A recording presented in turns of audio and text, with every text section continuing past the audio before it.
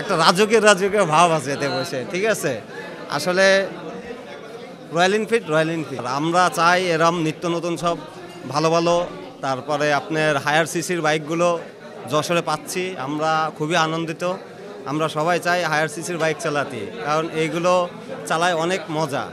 আর আমরা যেহেতু long tour করি, আমাদের জন্য হায়ার সিসি কোনো মানে এর থেকে আর কোনো নেই, আনন্দ নেই যে হায়ার সিসির বাইকগুলো আমরা যশোরে পাচ্ছি।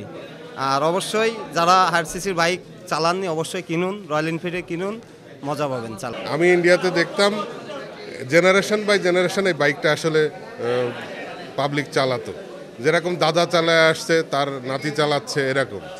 এই জন্যে আর বাইকটা যেহেতু 200 বছর আগের পুরানো একটা ব্র্যান্ড, ইংল্যান্ডের একটা ব্র্যান্ড, এর প্রতি আমাদের দুর্বলতা, বিশেষ করে আমার দুর্বলতা অনেক বেশি।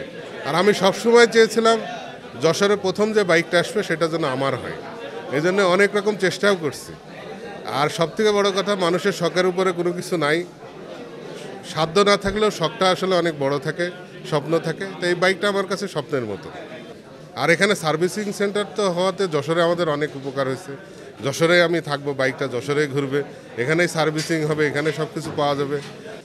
এটা আমাদের অনেক দিনের স্বপ্ন ছিল কেনার, বাংলাদেশে লঞ্চ হয়নি এতদিন, অনেক দিন পরে এটা অনুমতি পেয়েছে, যার কারণে আমরা বুকিং দিয়েছিলাম, পেয়েছি। জিনিসটা খুবই ভালো লাগছে আমাদের, এক্সাইটেড অনেক বেশি, সেটা চড়েও খুব ভালো লাগছে, বাচ্চা কাচ্চা সবাই খুশি। আমার গতকালকে যশোর শোরুম থেকে ফোন দেওয়া হয়েছিল, বললো যে স্যার আজকের আমাদের ওপেনিং আছে, তো ওপেনিংই থাকবেন এবং আপনার রেড ক্রোম ক্লাসিক 350টা ডেলিভারি নেবেন। তো অনুভূতিটা আর কি আমার অনেক দিনের শখ, যে বাংলাদেশে রয়্যাল এনফিল্ড আসবে এসব আমরা স্বপ্নেও ভাবিনি কোনো সময়। যদিও এসে গেছে, ইফাত মোটরের হাত দিয়ে তাদেরকে ধন্যবাদ জানাই।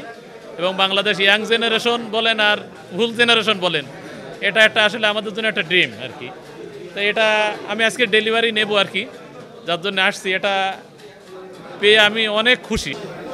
আমি খুবই খুশি, যেহেতু আমি যশোরে থাকি এবং যশোর থেকে যশোরের প্রথম রয়্যাল এনফিল্ডের শোরুমে উদ্বোধন হলো। So I am really excited. দীর্ঘদিনের অপেক্ষার একটা অবসান হলো, এর দিনও আমরা খুবই খুশি। এর জন্য যশোরের শোরুম হয়ে আমাদের জন্য খুবই সুবিধা, আমাদের জন্য সার্ভিস পেতে সুবিধা হবে।